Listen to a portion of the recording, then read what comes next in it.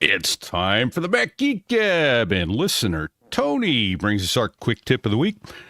Anyone using the list view sorted by dates will be vexed by how the Finder doesn't change the modified date of an aliased folder when items within that folder are actually changed, added, or deleted. You can easily change the modified date of that aliased folder using Terminal. Just open the Terminal window and type touch. That's the word touch, T-O-U-C-H. Add a space, and then drag that aliased aliased folder into the terminal window. That's giving it the path. Now the alias's date is changed to today. I use Keyboard Maestro to create a shortcut to bring up a terminal window and type the touch command, but it shouldn't be too hard for someone with a lot more skills than me to create a shortcut, Automator script, or Apple script to do this for you. More tips like this, plus your questions answered today on Mac Geek Gab number 1063 for Monday, November 11th. Veterans Day, Armistice Day, 2024. Metal Day. Yeah.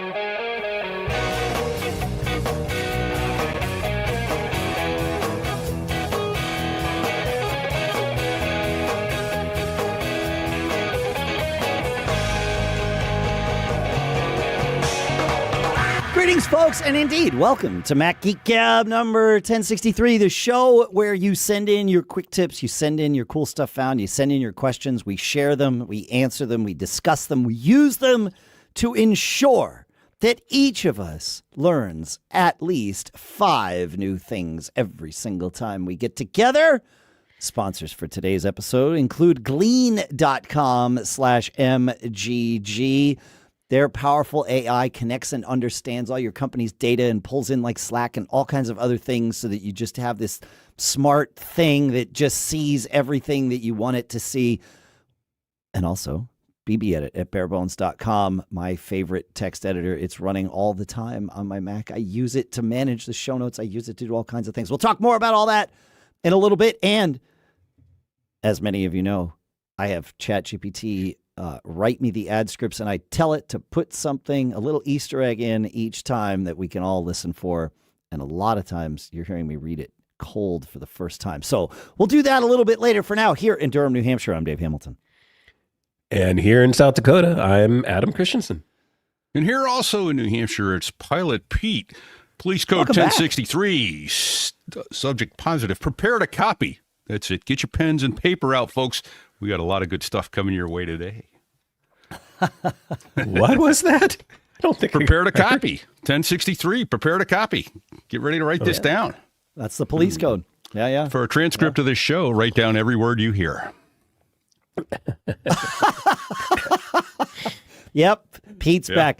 Pete, thank you for your service. Thank you. And thanks everyone for your service. Veterans Day here. Yes, indeed.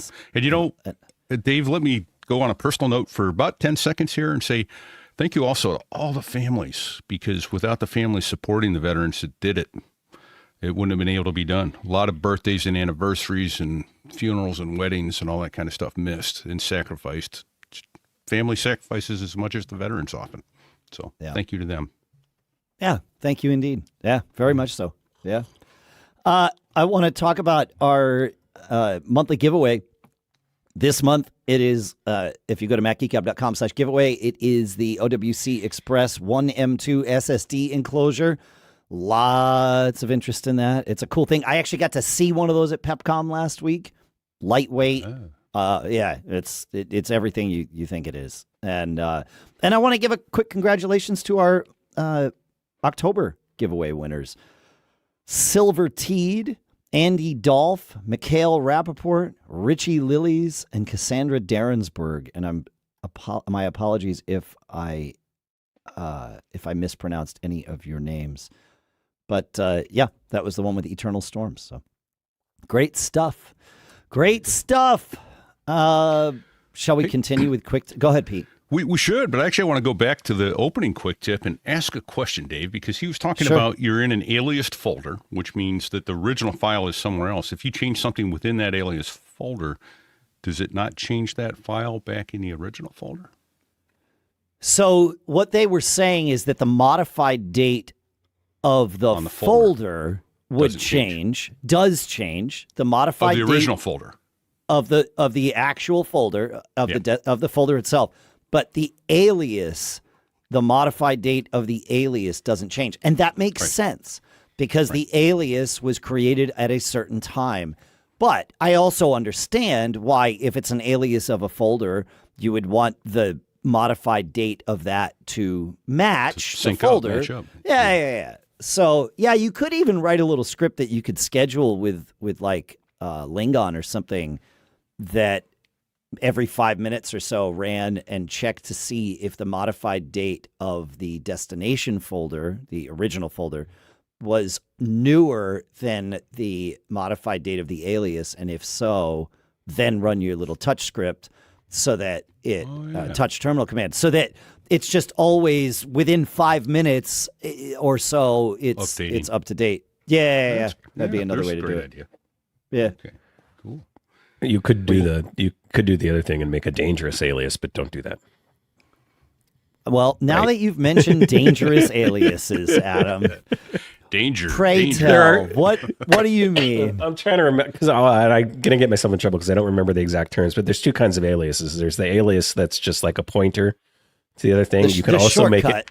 Yeah. And there's also in the terminal you can make an alias, and I forget the command. So Linux people will let me know what it is and tell me the term. But basically, you can create an alias it acts exactly like the original thing. Oh, so if soft you delete links the alias, hard links. Hard links, yes, yeah. And I bet in that scenario it would update because it's like a clone of that thing in essence. Yeah. So like if you were to delete your alias folder, normally, if it's soft when you delete it, you're just deleting the alias. If you made one of these and deleted it, you'd be deleting it. Not necessarily. Right. So soft links are am I confused? I never use them. Not really, but a little bit, I think. So soft links are symlinks. We also call them, right? Where it's a symbolic link, and an alias is a type of symbolic link. It's like sort of special in the Finder. But you're right. If you go into the terminal and you create a symbolic link, it effectively acts the same as an alias. It is a pointer to the original folder. But if you delete the original folder in that case, the alias or the symbolic link will now be orphaned. Right. A hard link is actually what happens when you create a file or a folder where there's the directory entry for it, like in the table of contents, and that points to the location on the media where the data actually is, right? And so every file and folder on your Mac essentially already has one hard link to it. You can point a second hard link to it. And that way, if you were to delete the original, the second would still point to your data. If you delete the second, the first would still point to your data. If you delete both, then the data is gone. Dave did a much better job explaining it than I did. It's really confusing, though. And Time Machine, I'm pretty sure still, but certainly initially, relies on hard links to do all of this. And that's how it can expire old versions of your backup. But if the same file exists in a new one, the hard link points to it and it persists, right? Like that's kind of the magic, if you will, underneath Time Machine and its versioning. So yeah. Anyway, just use the shortcut thing, and you won't get yourself in too much trouble. I woke up less than an hour ago. You did. Good job. Yeah, well, you just twisted a lobe in my brain. So same. Let's move on. Shall we? Yeah, Patrick wrote in with a really cool one here. He says, I'm not sure if everyone already knows this or not. He didn't, but he discovered it. I typically listen to podcasts on my iPhone with a single AirPod in my ear. I'm not a big fan of CarPlay, but often plug my phone in so it can charge. And every time I do, the audio switches off in my ear. So I have to go to Overcast, navigate to Overcast, choose the alternative output, not USB, and move it back to my AirPods. How do I fix that? Recently, he says, I just pinched my AirPods and the audio restarted in my ear. Boom. One quick touch. Done. Nice. Great tip. And I tried it. Works like a champ. That's cool. So tell me why you would not want it to just stay on your car. Well, if I'm alone, I do. But if my kids are in the car and they want to listen to music, they don't want to listen to Dad's aviation show or political show or tech show, then I put it in one ear. This makes sense. Yeah. Interesting. And you don't... Now, I know I've been in a plane with you. I don't do it with both ears. I have one ear. No. I figured you didn't do it with both ears. But the question I was going to ask was, you don't find it confusing to hear music and conversation in the car and also listen to the thing. But I know from being in a plane with you that you can pay attention to tower chatter in one ear and my chatter in the other. And even though I also was hearing tower chatter in my ear, I would catch maybe 15% of the times that the tower talked to us, and you would catch maybe more, but certainly not as many as you. There were a lot of times we were in conversation, you were like, hang on. I was like, wait, okay. Yeah, maybe it wasn't 15%. Maybe it was 60% and you caught 98%, but yeah. Right. So, yeah. Well, but the biggest problem I still have in that realm is when I'm flying my own airplane. Instead of using November 1-2 Tango Romeo, I'll go, FedEx November 1-2. Guess what I do for a living? Yeah, I've seen that. I can confirm. Yeah, especially after landing. That seems to be the point where you are on such, your voice is on such an autopilot because the thing you're paying attention to is where I am and not having a runway or taxiway incursion or something like that. Right. Yeah. Right. So the chatter becomes the automatic, which, listen, as a passenger in the plane, if that's the part that becomes automatic, I'm here for it. Yeah. You'd much rather have your front of mind attention, your foreground processes focused on not banging the plane into someone else. So So as I said, I'm talking without thinking, much like I do here every week, folks. Oh, same. Yeah. All right.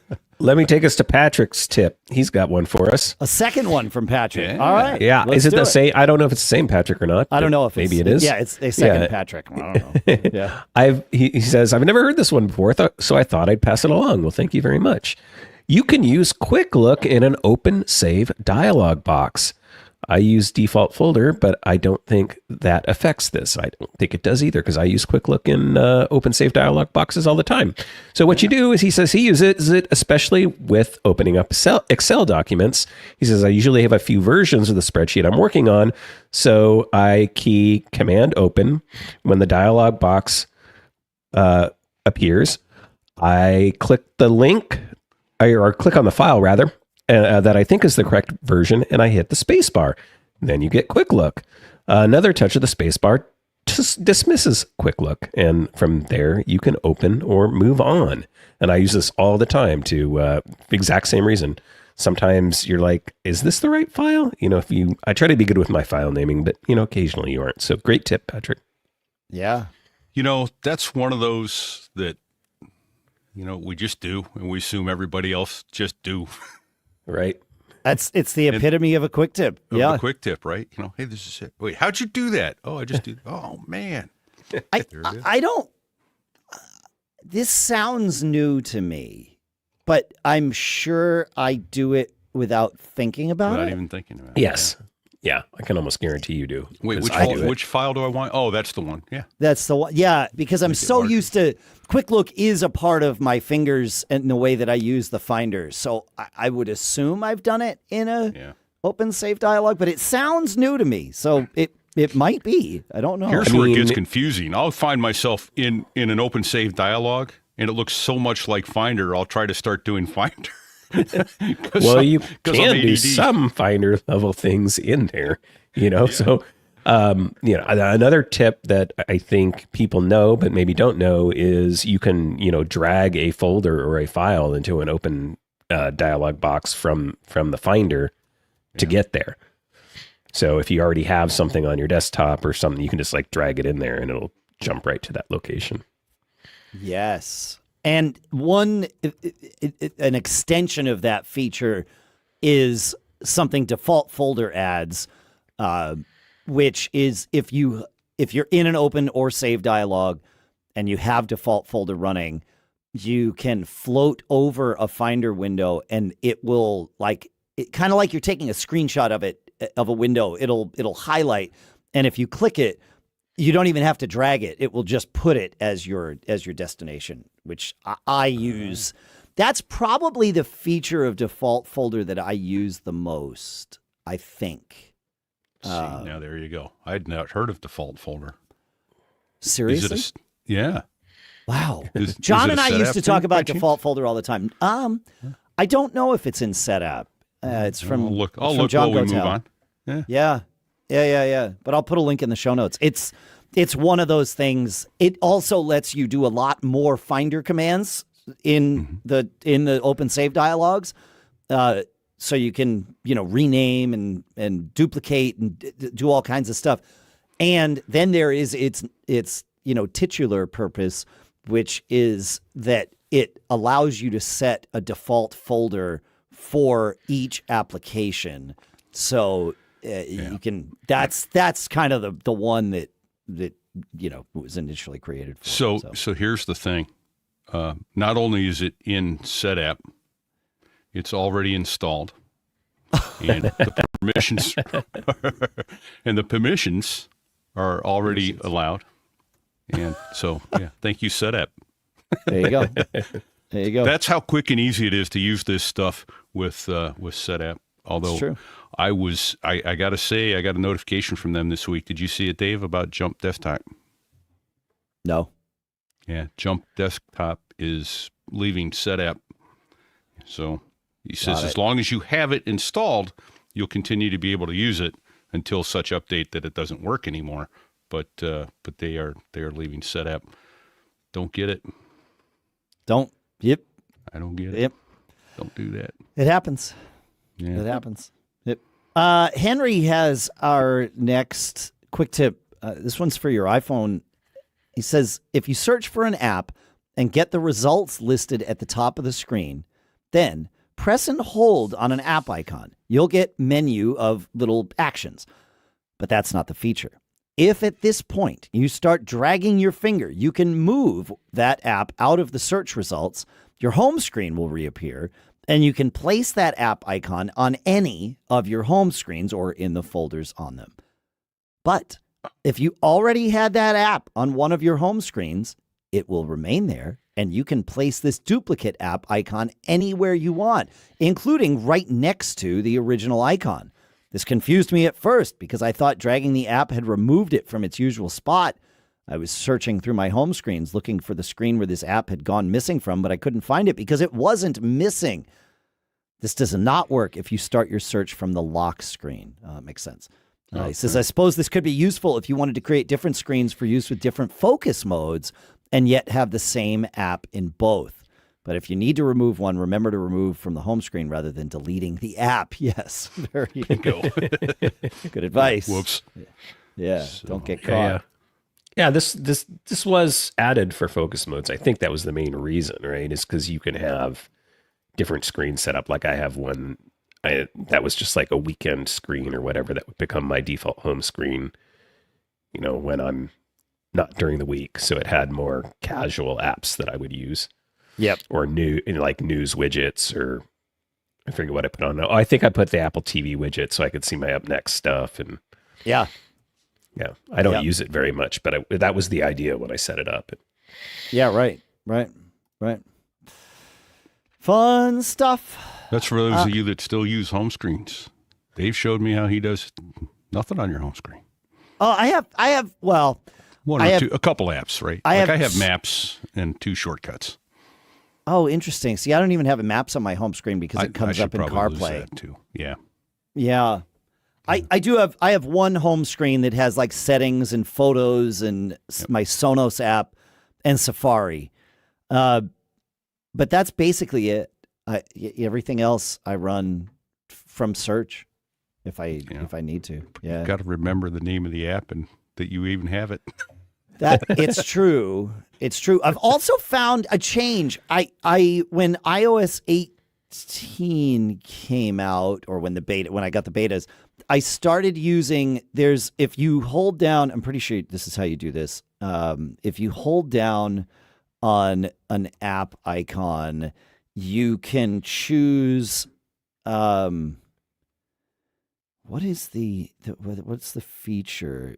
You can choose to. You can choose to require Face ID for an app. That's on the home screen. Oh, yeah. You also can, which is cool, like so that an app can't launch if you happen to hand your phone to someone. And you don't want them going through your photos. Exactly. Whatever. Right. Or whatever, your email, or your your messages or whatever. Yeah. Any app, you can do that. That's one thing. That's not where I wanted to go with this, but I went there. So the other thing that you can do is if you go into, now it's, on 18.2 or whatever, it's Apple Intelligence and Siri. But if you go into either the settings for an app or the settings for Siri, you can go and tell any given app, learn from this app, show on home screen, let Siri search this app, those kinds of things. And if you turn off suggest this app is one of the options. With iOS 18, it would still show up when you searched for it in, just pull down and type the app name. It either 18.1 or 18.2, I can't remember which, took this away.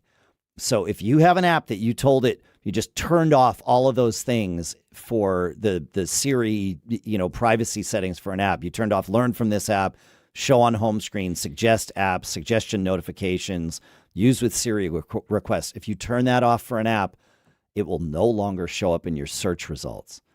So that app, if you do that to an app, I highly recommend putting it on a home screen somewhere so that you can launch it. Well, there's that. Yeah. So, yeah. Otherwise, how would you ever even find it and get rid of it? I think you could still, I will confirm this.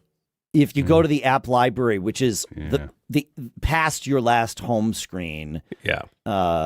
Let me make sure it's there. Yeah, it's probably searchable still there. Yeah. Oh, let's see if it's searchable there. I would assume it is, because that's its own search, separate from Siri search, which is the global search. Yeah. Okay. You're 100% correct. Yep, it's still there. So yes, it's searchable. That's interesting. That's a different search than the search on every other page of your iPhone. Well, I'm pretty sure the setting that you would not want to turn off if you want it to show up in Siri search is the suggest app one. I would think that's the key one to not disable if you want it searchable by Siri to surface it in a search. Yeah.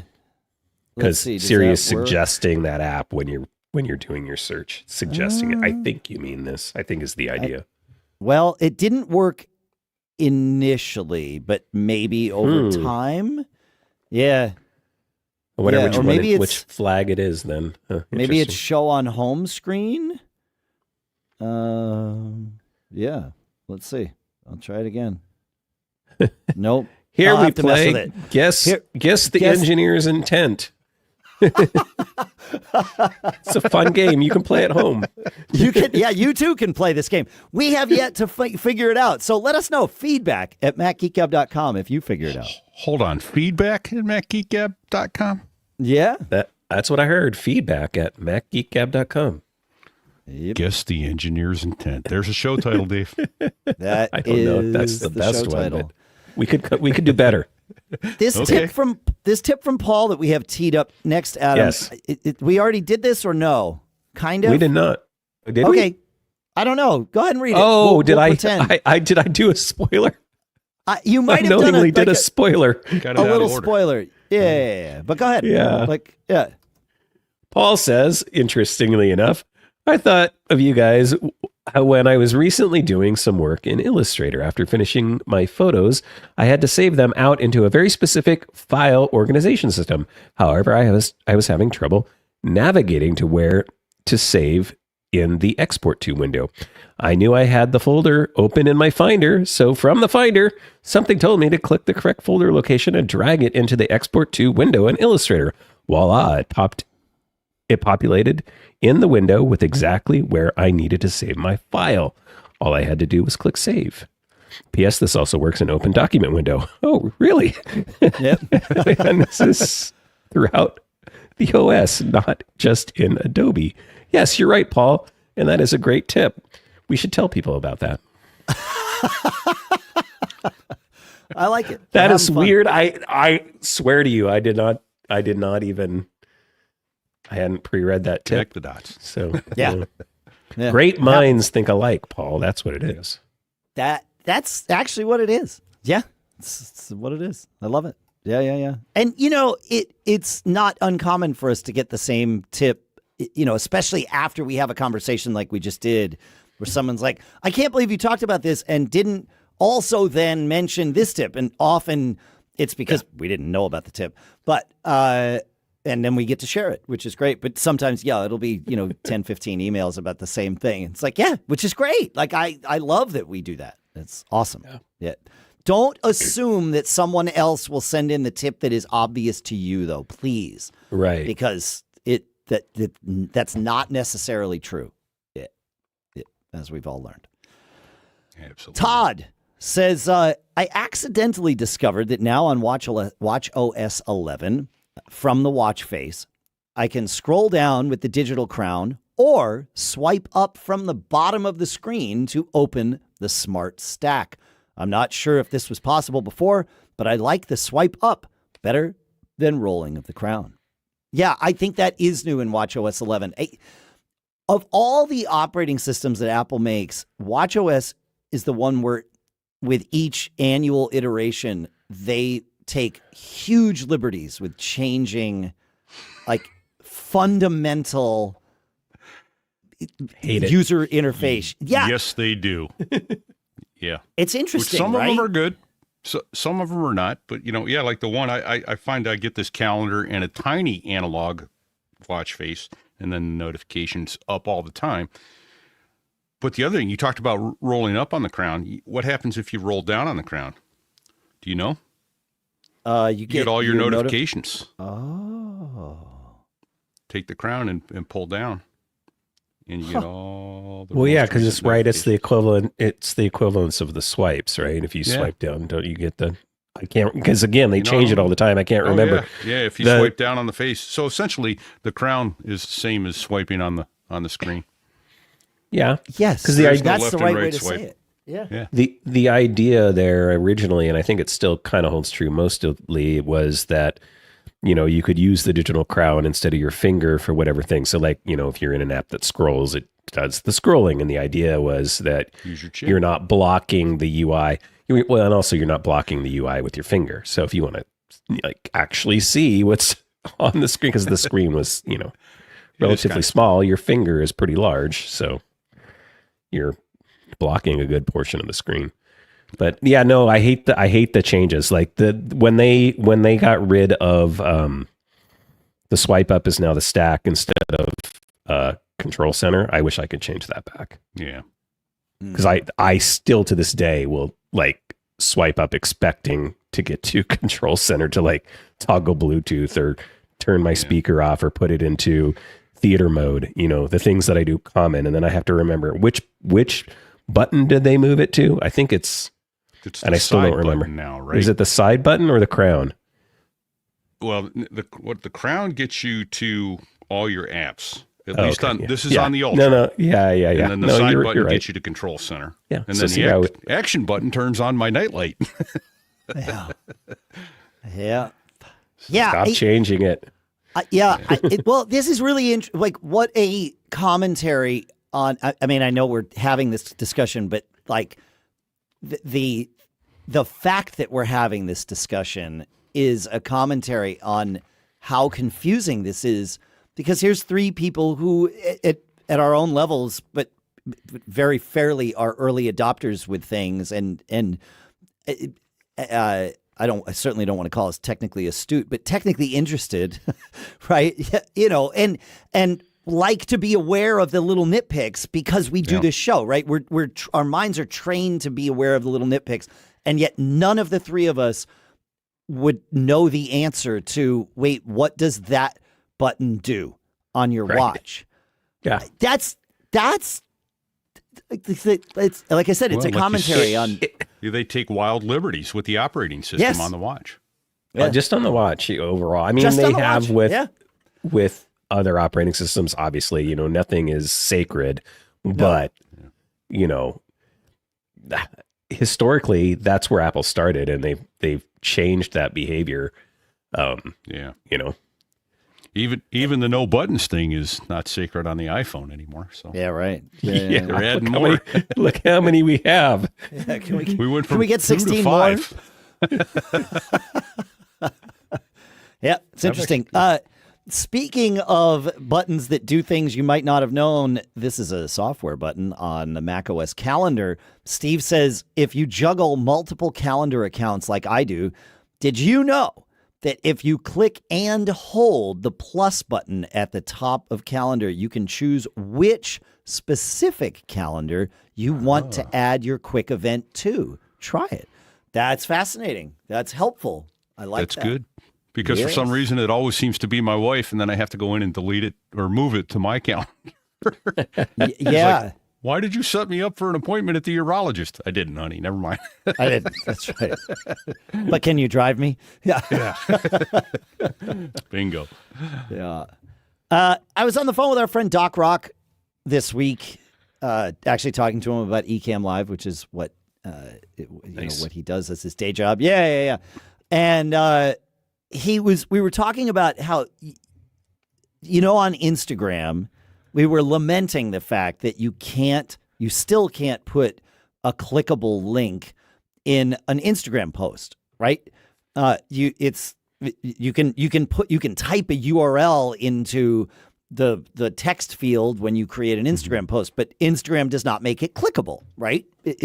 And that's long been the thing. It's probably to keep people in the river of things on Instagram and not encourage people to leave. And I'm sure there's lots of thought behind it or not, but it is the way that it is. And he's like, yeah, but all you have to do now, if you want to click a link that someone put in an Instagram post, is take a screenshot of the post.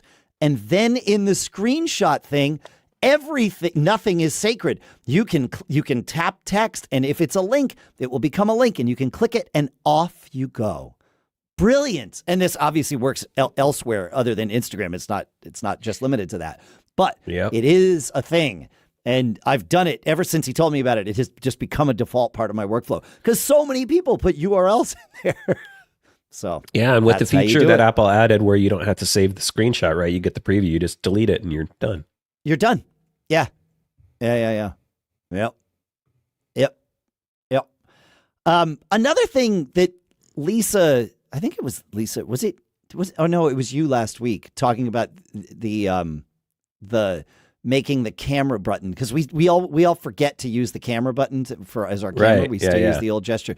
Was it on this show last week? Am I rehashing something where you said maybe make the camera button just your QR code scanner? Was that you, Adam, that said that? Yeah. We were talking about that. There's a bunch of settings for that. The tip was that you can change it to a double press, so you're not actually accidentally activating it. So that was the tip from a listener. And then when we were in looking at the settings, I noticed, you can actually assign it to any quote unquote camera app because it supports third-party apps. So if you prefer a third-party camera versus Apple's, you can change it to that. But you can also change it to Apple's QR scan app. So just to bring up QR scan, and I might change mine to that because I did that. Yeah, or Instagram. I apologize, or Instagram if you want. Yeah. Sure. Yeah. Yeah. Right. Oh, that's interesting. If you wind up sharing, I hadn't thought about it that way, Pete. That's interesting. Yeah, I'm trying to think. No. Now I'm recording. I'm recording this. I'm recording it too, Pete. We'll save it for the listeners. Yeah. Warning: this conversation's being recorded. I can't get it. Yeah. Dang nabbit. Huh. Oh, well. And in our chat at macgeekgab.com/Discord, Porthos John says the press and hold on the camera button for image intelligence is actually pretty cool. And he says that might be in beta 18.2. I forget which one is live now. It's 18. Can you get image playgrounds and image intelligence? Image intelligence, I think, is only 18.2. But yes. Yeah. I think they're still on beta for 18.1. Yeah, okay. That's so been released yet. 18.2, you can do image intelligence. Oh, it is live.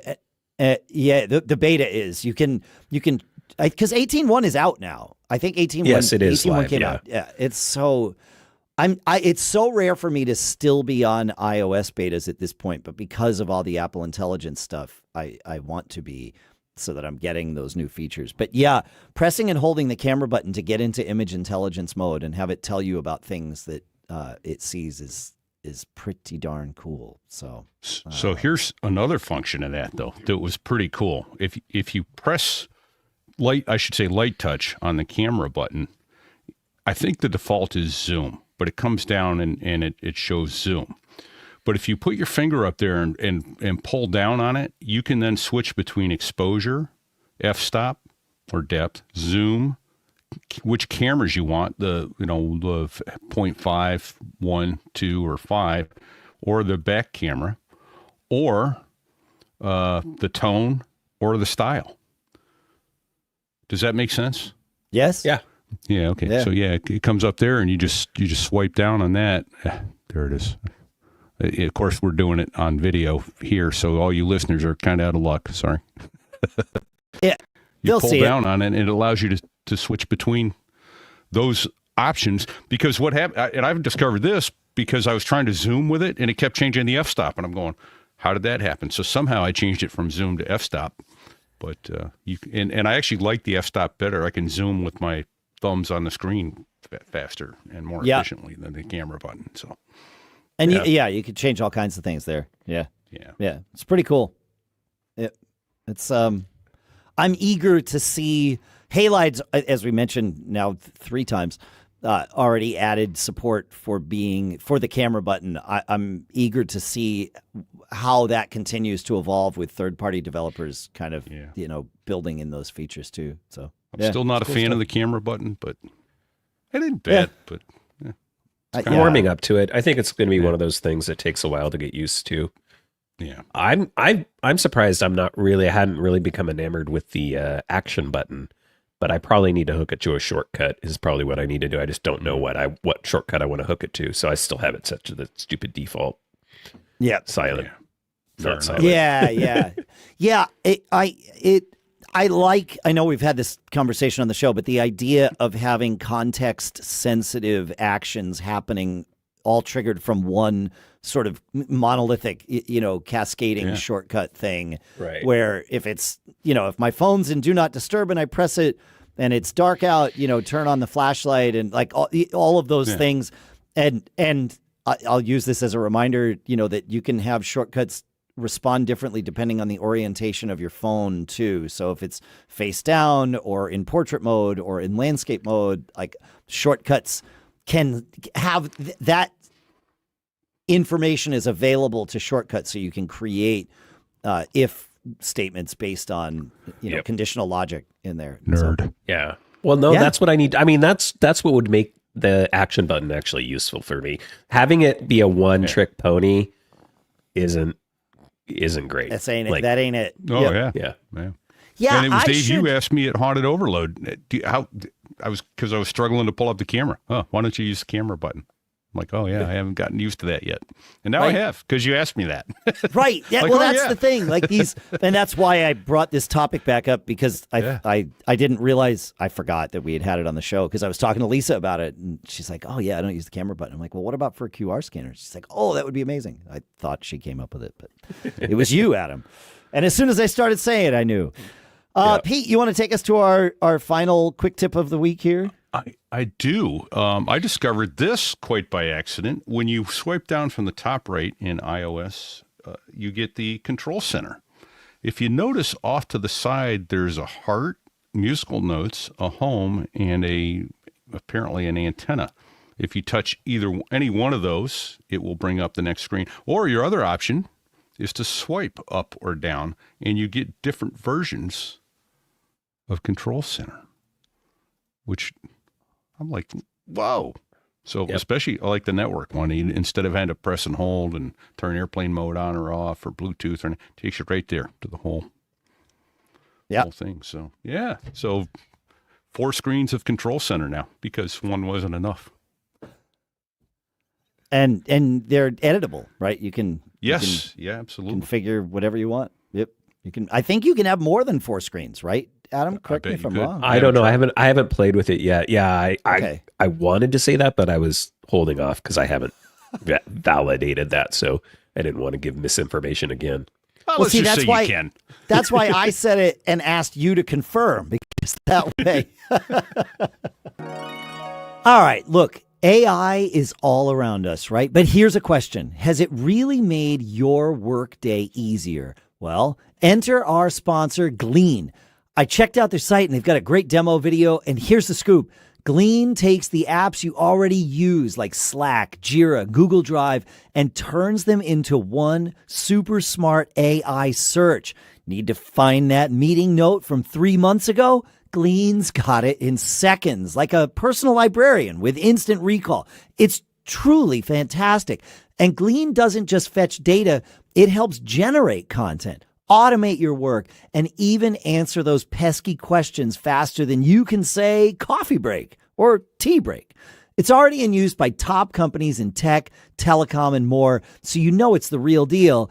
Imagine having an assistant that finds you answers so fast you'd think it has a crystal ball, minus the velvet curtains. So don't get caught scrambling for information. Put AI to work where it matters. Visit glean.com/MGG for information on how you can receive 15% off your first year. That's Glean, GLEAN.com/MGG for 15% off. Glean, work AI for all. And our thanks to Glean for sponsoring this episode. All right, look. You don't have to be a super long-time listener of this show to know that BBEdit is my go-to for all things text. And it's also a sponsor. And it's also packed with so many powerful features that it's like having a toolbox the size of a spaceship inside my computer. One of my favorites, BBEdit's cheat sheets. Forget scrolling through endless notes. BBEdit lets me create quick reference guides right inside the app. Markdown tips, coding shortcuts, you name it. I've got it all at my fingertips. It's basically a cheat code for work productivity. And then there's BBEdit's project management feature, which makes tackling big projects a breeze. It's like having a command center for your text files, keeping everything in order without a single untitled document floating around. BBEdit's got everything I need to make my work faster, smoother, and maybe a little fun, right? So don't get caught fumbling with a basic editor. Get BBEdit and feel like the tech wizard you were born to be. Head to barebones.com, check it out. They've got a great demo period, and you're going to love it. So go check it out, barebones.com, and our thanks to BBEdit for sponsoring this episode. Awesome. All right. Okay. Very cool. Well, now it's time for Don't Get Caught. And this week's Don't Get Caught, first one, comes from listener Jeff, who says, I just thought I'd share an experience I had that might be helpful for someone else. I started using iOS 18 public beta this past summer on my iPhone 13 Pro. One of the features I immediately started using was protecting one particular app with Face ID, as we just discussed a few minutes ago. And I found that it worked quite well, and Spotlight had no issues finding it still. However, a few weeks ago, I upgraded to the 16 Pro Max and migrated all of my data to it, and that same app was still protected by Face ID. But when I searched for the app using Spotlight, it would not find it. Initially, I thought that perhaps it was still indexing things on the new phone and it would eventually get there, but even software updates and a couple weeks of Spotlight use, it still wasn't finding the app. Finally, I removed the Face ID lock. Spotlight immediately found the app, then re-enabling the lock Spotlight is still able to find the app. I'm not sure if this is expected behavior, try and guess what the engineers are trying to do, right?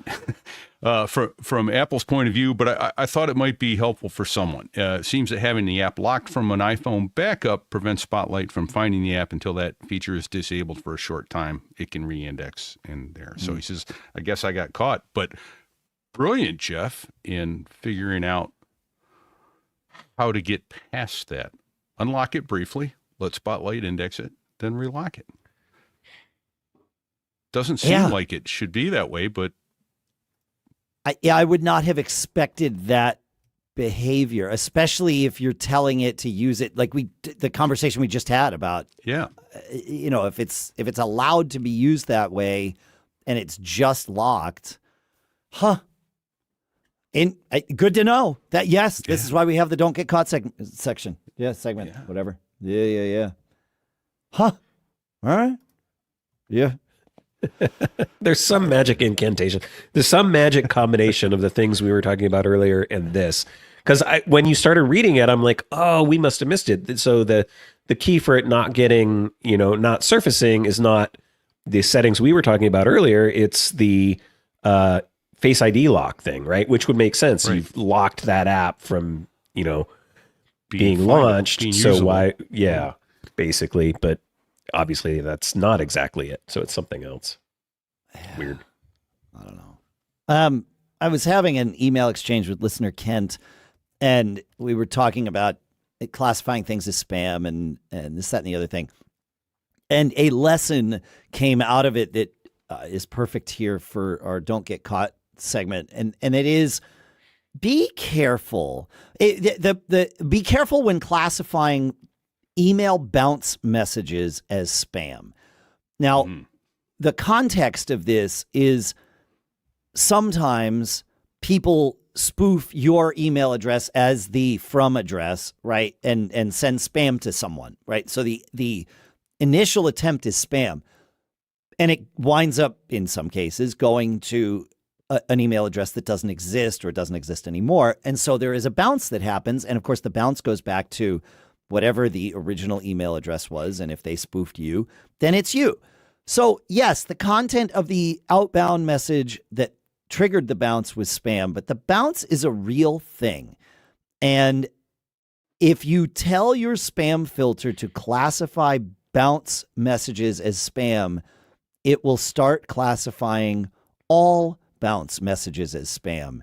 And I don't know about you, but if I send an email to someone, I assume it got to them unless I see a bounce message. Right. And the timeliness of that bounce message, at least for me in like work life, it could be important. Yeah, exactly. And so I mistyped that address or right. Yeah. And I check my spam folder pretty frequently. I've talked about it on the show. I check it basically every 2 days. And the reason I do that is that the amount of spam I get, if I waited any longer than that, and when I do wait longer than that, it, instead of taking me 90 seconds to go through my spam, now takes me 5 minutes or 10 minutes to go through my spam. And I like 90 seconds every 2 days is a good pace. But if I have just gone through my spam and it's going to be another 2 days, knowing that bounce message actually bounced, or the message actually bounced, that's bad. So I am judicious with what I train as spam in my spam filters, because these days, all of them that I use Fastmails, I use Gmails, and they all seem to be a little over aggressive. So that's my tip. Great. Was this the sorry. Go ahead. No, I was just saying I hadn't even thought of that. I'm just talking out loud, talking without thinking, as I said earlier.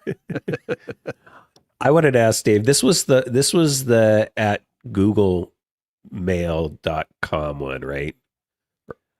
So the address, one of the things he was confused by, if I'm remembering the email right, was the from address that they had used was he has a Gmail address, and this was the same thing at googlemail.com. And they were using that as the sender. So that was bouncing that back then to his regular Gmail. And he was a little confused, I think, by that, thinking that's why it looked more like spam or something like that.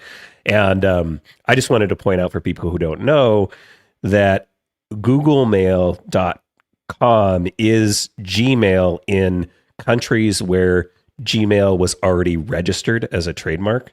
So I think Russia is one of those countries. So Google couldn't go in and get, so it's basically the similar thing to like if you have an old, like I have my old original, at mac.com address or at me.com address or at iCloud. So when you have one of those old addresses, those are all equivalents basically. So likely what was happening is, somebody in some country was just scrolling through and, sending messages out, spam messages out with the from address from various different Gmail accounts, basically Gmail accounts. But if you see googlemail.com, that's also Gmail. They're like the same equivalents, I think. Yep. Thank you. It's the exact same, only different. It's just, yeah, but you're right. It's like at me.com and at mac.com and at iCloud. And yeah, it all goes same box. We got some reviews in, and I want to read two of them. Yep. MacGeekGab.com/reviews makes it super easy now for you to send your reviews in. These were both into Apple Podcasts. The first one from Kenneth S. in the UK says, informative, entertaining, and enjoyable. Top quality podcast with entertaining hosts who cover a broad range of topics and are true experts in all things Apple. A truly enjoyable and engaging podcast filled with great tips and insights. I have and continue to learn lots of tips and insights in an enjoyable and entertaining format. Thank you, Kenneth S. That is our goal every single time we sit down to do this. And then Ringwood here in the United States says, great podcast is the title, 5 stars. Great weekly podcast and super helpful to listen to after Apple has an event for new devices or software. Adam and Pete have added so much great content and humor to the podcast. Thank you, Dave. Your continuing efforts on the listeners' behalf. Yeah, thanks to you guys. You make this it's awesome. Hey, and thanks I to got everybody. a comment. If you can't give us a 5-star review, write the feedback at MacGeekGab.com and tell us what do you need to improve, and then you can give us a 5-star. Yeah, we'll earn your 5-star trainable. review. We are trainable. Yeah, it's not uncommon that we get emails from you folks that are constructive criticism, and it's fantastic. We try to be aware of the flow of the show and the things that would be valuable, but candidly, this show's for you. So, please send that stuff in. If there's something you don't like that one of us is, or all of us are doing, tell us. Hey, it's okay. Hold on. I still want to keep doing this show, folks. So go. Just saying. Yeah. So. And it was a listener who came up with the "Don't Get Caught" segment.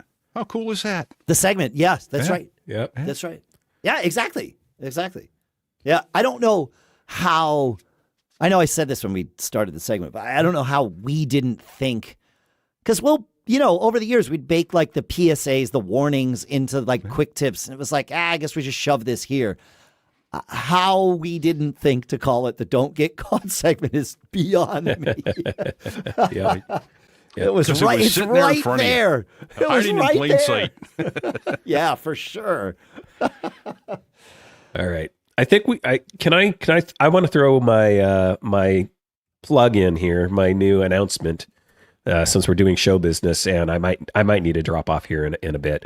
Yep. Because I got a hard out today. But I want to announce that I have a new podcast, or really my daughter has a new podcast that I'm on, called the Debut Film Podcast at debutfilmpodcast.com. I almost got the address wrong. Just launched its debut film podcast on all of your favorite podcast apps. So should be in all of them now if I've done my job right. If not, let me know and I'll make sure it gets added where it needs to get added. But basically the show is we take a look at actors' first films. So we take different actors and we watch their very first film. There's some rules that'll be covered in the opening of the show. We don't do horror. We don't do made for TV movies. It's actually has to be a film and they actually have to have a speaking part. And so my daughter Kenny and myself do it. It's going to be every 2 weeks. There'll be a new episode. So Let us know what you think. The first episode is Ryan Reynolds, and he did a film called Ordinary Magic. A lot of times these films are very, very hard to find. They're not on streaming. That's been a challenge. We had to order a copy of one. I can't remember which episode now, from like Australia on DVD, and I had to rip it because it just wasn't available. So, yep, that's cool. So it is you were correct the first time. It's debutfilmpodcast.com. So that is your URL. Yeah. Thank you. But of course. I've got it linked in the show notes. Oh, congratulations. That I can't wait to subscribe and listen. Yeah. That'll be fun. How long is it roughly? And how long do you expect them to be? Roughly an hour, 45 minutes an hour. Yeah. Very cool. Right. That's what Mac Geek Gab started as. And we are currently, like, the idea of Mac Geek Gab was 45 minutes. We're at 55 right now. And we're about to go into questions. You've got like 17 minutes for us, Adam? Yeah. Okay, great. Yeah. Right. Bruce has a question for us, and I will get to that now. He says, "Hi, guys. As recently as Mac 14 Sonoma, a person could hold the Option key and click the green circle in any Mac window, and that would have the window go to full screen height. This was an easy way to open a full height window without taking over the entire screen. With the changes in macOS 15 Sequoia, that no longer seems to be an option. I've tried every key combination I could think of, but my favorite window resizing action seems to no longer available. Any help here?" Dave, you had an answer, and I've got one. Do you want to? Yeah, go ahead. Do you remember? Yeah. I do remember this. Yeah. I just had the flow in my head that you were going to take the. Oh, okay. I'm happy to go first. Take it. So I found the way to do it, sort of. In Finder and System Settings, if you just double-click the title bar at the top of the window, it goes to full height without taking over the full screen. If you double-click it again, it goes back to its original size. Now, try that in any browser, in Messages, in anything else, and it just takes over the whole gosh darn screen. So, but Finder and System Settings, I bet maybe, I don't know about Safari. I wonder if it's Mac app specific. Nope. Do it in Safari, and you're going to wind up it taking over the whole screen. So, So, why it behaves one way on two that I've been able to find, and not everything else, I don't know. Thank you, Apple. Guess what the engineers were trying to... Yeah, exactly. So if you float over and don't click, if you hover your mouse over that green bubble in Sequoia, in macOS 15, it's different than it used to be. But you get, 8 options, I think, for where you can place a window. And so you could, two of those options are full height half screen. So if what you want is that window to be full height on one half of the screen or the other, then you can just click that. There is an app called Magnet, and Magnet enhances this. In a sense, they were a little bit Sherlocked by what Apple did here, but not really, because these features have always been there. They just look a little different. But with Magnet, you can... It's one of these screen management things that allows you to do this. There is not yet a way to say, leave this window centered wherever it is and make it full height. Same width, same location, just, go top to bottom. There's not. But I wonder if an app like Magnet or an app like, what's the other one? Moom? Is that it? Yep. Yeah. So this seems like an opportunity for a third-party developer to step right in and do it. And maybe Moom has a way. I don't know. I'm a little confused by this one, because this actually still works for me. The option click on the green icon, it will, instead of taking it into full screen mode, it just maximizes the window on my screen. And the way you can tell, he wants to go full height. Oh, just full height. Yeah. Without going to full width. Huh. I don't remember it ever going to full height, but maybe it's a different thing. But what I did notice is that the new hover thing, Dave. Yeah. If you use the trick when you're hovering and hit the option key, it changes all of those options, those resize and arrange options.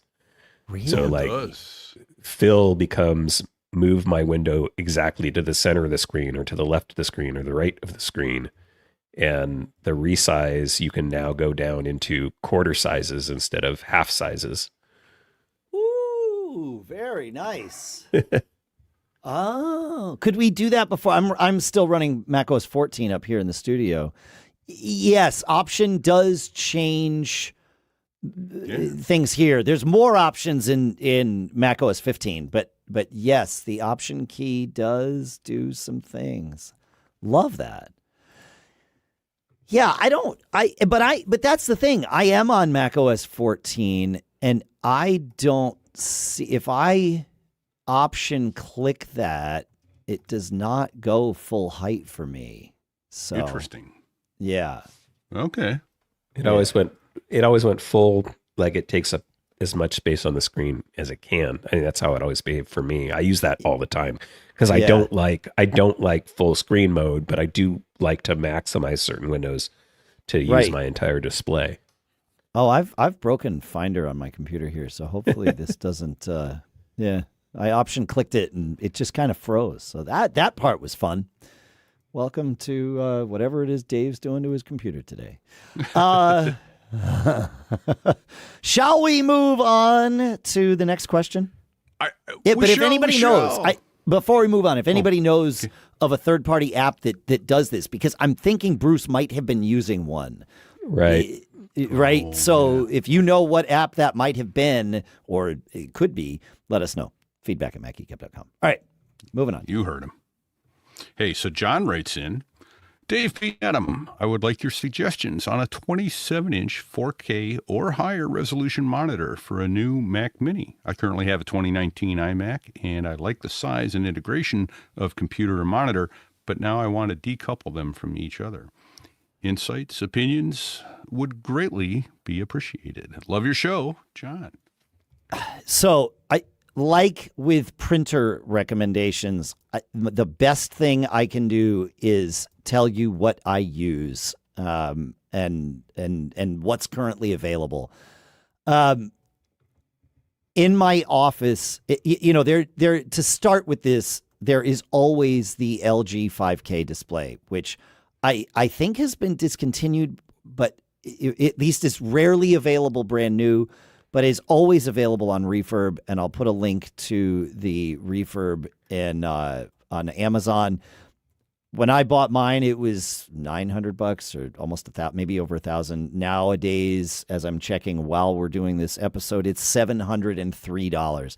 This is a 27-inch 5K display, just like they used to put in iMacs. And it's gorgeous and all of the things, right? To argue, it could be argued that there is nothing better. However, there are things that are quite similar and cost less. What I'm looking at here in the studio is the Philips Creator Series 27, I don't know, whatever the model number is, 27-inch display. And that is available right now on Amazon for $346 in a used scenario, $413 in like new. However, I will point out that this is a 4K display, not a 5K display like the LG. Because in 27 inches, you can tell the difference. I mean, well, if you got 63-year-old eyes, man. That's the thing, right? Like, to my eyes, this display is absolutely fantastic, and for me, indistinguishable from the LG 5K. I don't have them right next to each other because I like them both so much that they are each my primary displays, one in the studio, one in the office. But when I got this one, of course, I put it next to the LG 5K. Color, every monitor is like displays colors a little differently, so I could easily tell the difference between them. But in terms of which one I preferred, it was like, yeah, sure, either one's fine by me. So Wow. Yeah. So, but you can also then go to Monoprice and look at 27-inch monitors there too. And Monoprice, for $330 makes some fantastic monitors. ViewSonic also makes fantastic 27-inch displays. So, you're not going to go wrong.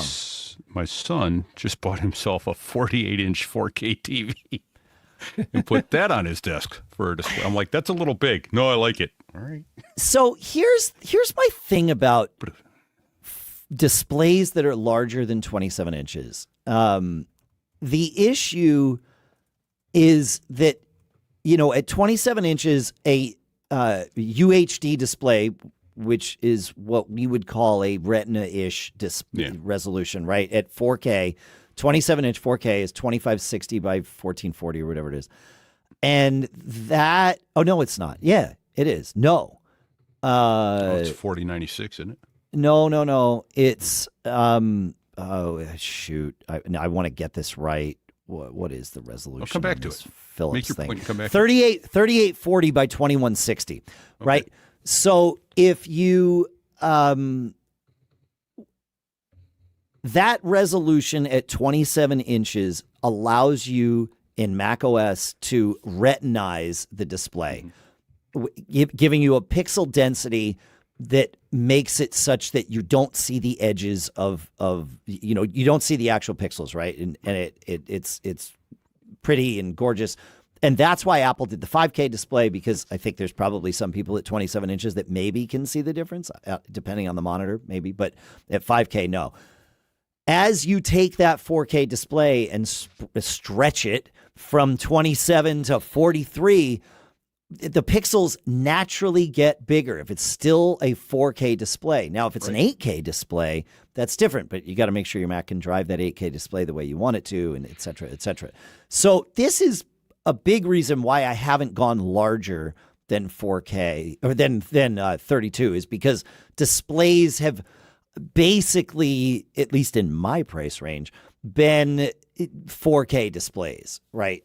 And when 8K is normalized, sure, maybe then. But putting two 4K displays next to each other is awesome. So, Yeah. I think he did it for gaming. He sits. I get that. Sometimes it's right in front of him and he can crunch it down, but for gaming, he sits across the room and can still do it. But yeah. Oh, those are great options. Oh man. And I may put a head on my Mac Mini here in the basement. I sort of glossed over the ViewSonics, but like that's what I have to my right here is the ViewSonic, whatever it is, the VP2768 4K monitor, and also looks fantastic. Like it is moving things from the Philips display to that, or the LG display to that. Like they all just look great. So there are a lot of options out there. I've given you, 4 brands. Be careful at Monoprice. Not like quality at Monoprice on the glass has been great. A lot of times their stands are a little flimsier. That's how they save money there. But just make sure you're buying a 4K, sometimes called UHD display. Make sure that that's what you're getting when you do this. So with any of the brands. Yeah. So. All right. Cool. Real quick on that last tip for the window thing, I think I figured it out. Oh. If you hold down the Option key and double click on the edge of the window, it will full height it, top or bottom edge. And it also works for the left or right edge if you want to go that direction. Option double click. Like right on the edge of the window. Yeah, you'll see your cursor change to a little arrow. Boom. You done did it. Oh, this also works in macOS 14 as well. Yep. Oh, nice. So here's the question. If you've got a smaller window and you go to the left or right side option, it goes to full width but not full height. Right. That's what he just said. But I thought you said I'm glad you reiterated. Full height. Yeah. Well, he said both. Yeah. Oh, okay. And it behaves differently if you don't hold Option down. It does a bunch of different stuff. I've been playing around with it, trying to figure out all of the engineering's intense. But yeah, I mean, you can click on the corners, you can click on, and you can double click or Option double click, and different things happen. Nicely done. Huh. Oh, I like it. Yeah. If you don't Option key and you do the left side, it goes to the left edge of the screen. And play with that. There it is. Glad you didn't blow us all up, Adam. I think, if I'm remembering right too, I think you can also hold the Option key and drag, and it will constrain in that direction, I believe, in like go both directions, that kind of stuff. I always forget about these things. Man. Oh, that's awesome. I forgot. I knew these way back when, and then something came back to my memory. Nicely done. That's actually going to be useful. That's very cool. Yeah. Oh, wow. On the monitor thing, the old guy in, not the old guy in our chat recommends the Asus ProArt 5K 27-inch screen. I thought he was talking about me. But $799 from B&H for a 5K screen. So there you go. I will put a link to that in the show notes too. So my biggest issue with displays is none of them seem to have dual Thunderbolt ports. So if you want to do one cable to two monitors daisy chained together, not an option in a lot of cases. Which just frustrates the heck out of me. I am pretty sure this Philips display that I am on has multiple ports. That's cool. I'm pretty it looks sure like it does. Yeah. BenQ had one and it's for essentially a long time. Yeah. Right. That was the only one. So maybe it's gotten more prevalent. I haven't looked in a few years, but a few years back, I was getting so frustrated because it was like, can you make these things daisy chainable? I don't want to have to use two Thunderbolt ports for two displays. Right. I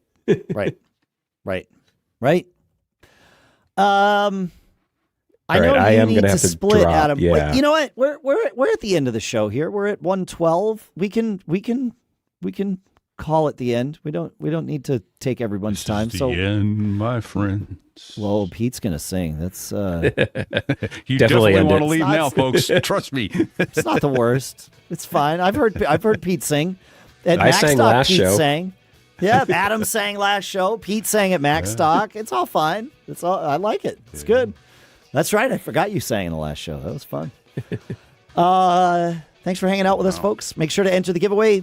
MacGeekGab.com/giveaway. Thanks to CashFly for providing all the bandwidth to get the show from us to you. Make sure you check out Adam's new show, the Debut Film Podcast, Pete's show, So There I Was, my shows, Business Brain and Gig Gab. Fun stuff coming up. Just recorded with Parthenon Huxley. What an interesting guy. Fascinating stuff. Fun. And he actually sang in the middle of this. He wrote a little theme song for Gig Gab on the spot. It's like, all right. Sweet. Yeah, I know. Sweet. Thank you so much, folks. Feedback at MacGeekGab.com. And we'll see you next week. Adam, before you go, quickly, do you have any advice, words of wisdom? Go. Absolutely. Don't get caught. Those are the words. Thank you for hanging out, folks. I think we almost made it to the end. We're here. Later.